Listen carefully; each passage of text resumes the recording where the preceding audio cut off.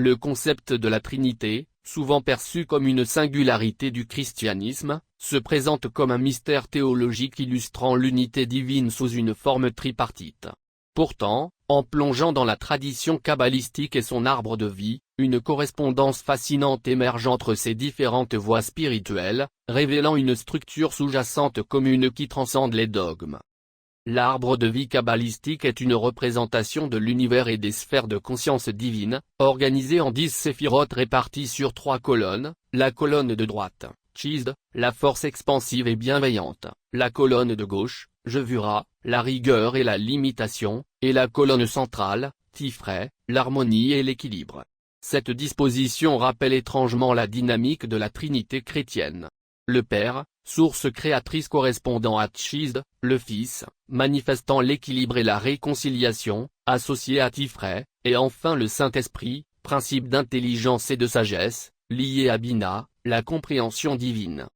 Dans la Kabbale, ces forces ne sont pas distinctes mais plutôt des facettes d'une même unité. Il en va de même pour la Trinité qui, bien qu'elle présente 3 hypostases, insiste sur l'unité absolue de Dieu.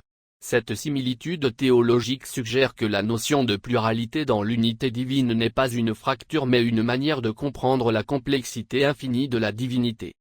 Dans les traditions monothéistes du judaïsme et de l'islam, Dieu est considéré comme unique et indivisible. Pourtant, le soufisme et la Kabbale enseignent que cette unité divine se manifeste sous différentes formes ou émanations sans jamais perdre son essence. L'arbre de vie est une carte qui illustre comment l'un, dans son absolu, se déploie en une diversité harmonieuse. De manière analogue, la Trinité ne fragmente pas Dieu mais explique ses modes d'action et de relation avec le monde. Ainsi, ces conceptions spirituelles ne s'opposent pas mais convergent vers une même vérité transcendante, l'unité divine se déploie en une multiplicité d'expressions sans jamais perdre son essence.